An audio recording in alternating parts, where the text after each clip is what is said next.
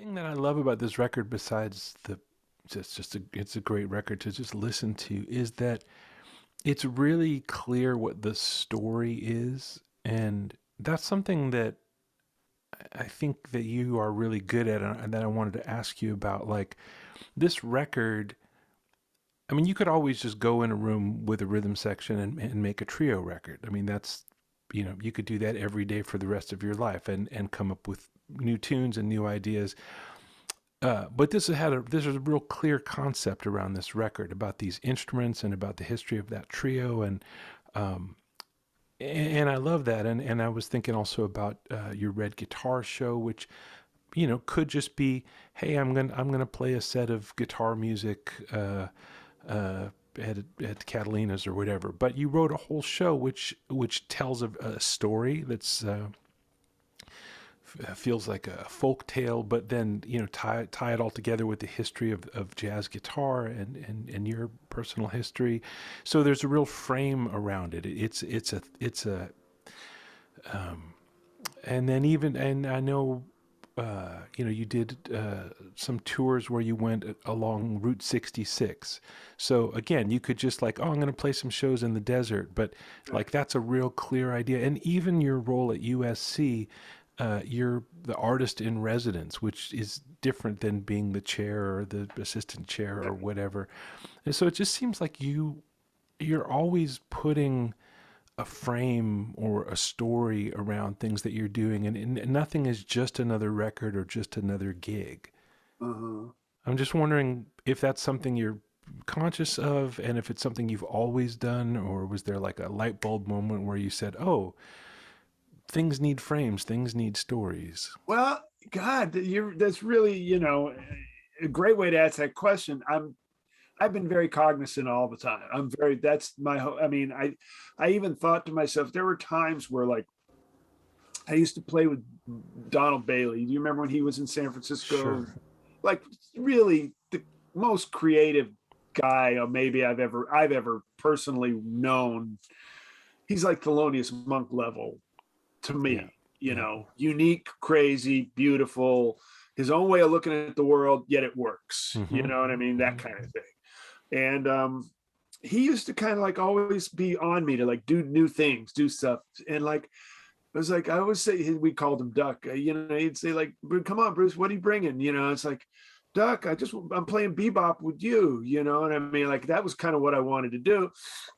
And I always took it like I'm not good enough, like in a weird way. I took it sort of as a criticism or something. And Mm-hmm. he kept trying to say, he says, no, he says, you're already playing bebop with us. You're young. You're the one that's supposed to like kick our butts and make us think of new ways to do this. Huh.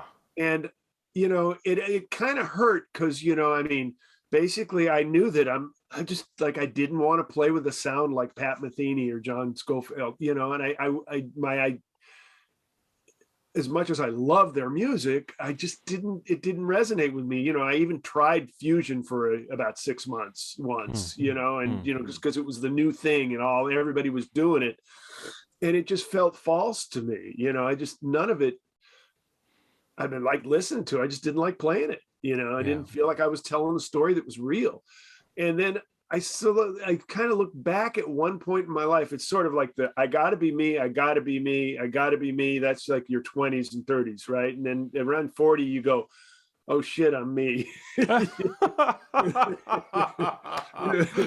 so um and then I'd look back and I realized, yeah, my kind of thing is the frame. It's really like having the story to tell and then being creative within the context of the purpose of serving the story. Mhm. And I mean, I write novels, so obviously I'm very much attached to the story. I write poetry, so it's like there's a point to things. And then that, to me, and there's even a line in the Red Guitar Show where I say, it's when you're challenged that your creativity emerges. Hmm. And like having a frame to me makes me more creative. That point, that reason to do this, and having a bigger idea to serve enables me to actually feel more creative than just sort of the stream of consciousness, letting it go where it'll go. And I guess, you know, I'm guilty of, even like when I play a tune, I'll have that sort of, you know, just on a gig, or I'm playing duo with a singer, and I just got my solo, my 10th solo of the set, you know Right. what I mean? Right. And no, this, I'm gonna like, maybe I'll just decide to feature open strings or harmonics, or I'm gonna play chordally, or I'm gonna, you know, play counterpoint on this, you know, just an idea, or I'm not gonna get hot, you know, I'm just gonna stay cool, you know, some way of sort of giving me a focus to create within makes me feel more creative and generally more effective at telling a story, which is really what it's all about. That's really the thing that is here, is like everything to me should tell a story. I have a sort of a bias that way. I believe we as human beings, we are stories. It's the, you know, it's why you and I are friends and hanging out together. It's why people got together and created a vaccine, why people got together and built buildings and won wars, is stories, a shared history and context that enables us to work, you know. And I think that's ultimately the basis of our humanity. Therefore, it's so important in music, because music should represent life, you know. Yeah. You know, I'm not always successful, but I try. Yeah. Well, I just, you know, I see it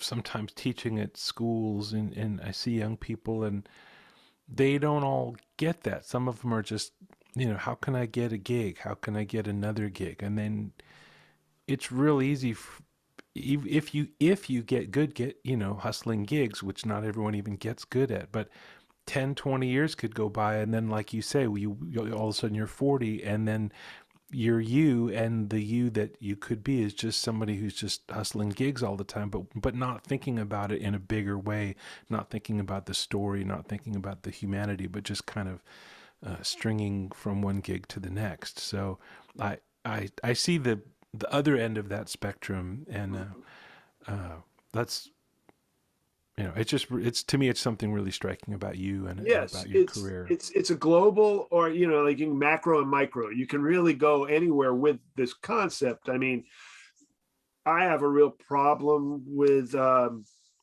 just people, you know, with people don't learn the song they're playing, and then they play on it, you know, and they wonder like why it's lacking, you know. And it's like, well, you know, wait a minute, you know, I mean, I want to stop them and say, look, if you've got a gig and I'm on the gig and I don't know the song, do you really want me improvising on it? You know, I mean, is that smart? Is that even, you know, I mean, it's okay. Just let me figure out the song. I'll play along, and I mean, you take care of business, and eventually I'll know the song, and then great, let me play, you know. I mean, that was the way the music, the stories were told, you know, because until we change the music and we're not playing songs, you know, we have to treat the song as the most important thing. You know, or we're lost. And you know, it's like, that's the story, you know. Yeah. Back to the story, that is the story we're telling. Why do we play that song instead of another song? You know, it's a story. Right. You know, maybe we don't want to tell the exact story that the lyrics had, you know, in the case of, for instance, All of You, Miles Davis, you know, one of my favorite songs ever recorded on my Funny Valentine record. The treatment of that song has nothing to do with what Cole Porter wrote that song to do in the show Silk Stockings. That was written to be a complete joke, flirtatious, you know, seduction, you know, comical seduction song. Right. It wasn't about intensity and, you know, and all these textures and, you know, burning and, you know, playing a bunch of heavy shit, you know. It was really like, I mean, one of the lines is the east, west, the north, and the south of you. Right. I mean, come on, you know what I mean? I don't know if that would even be legal today.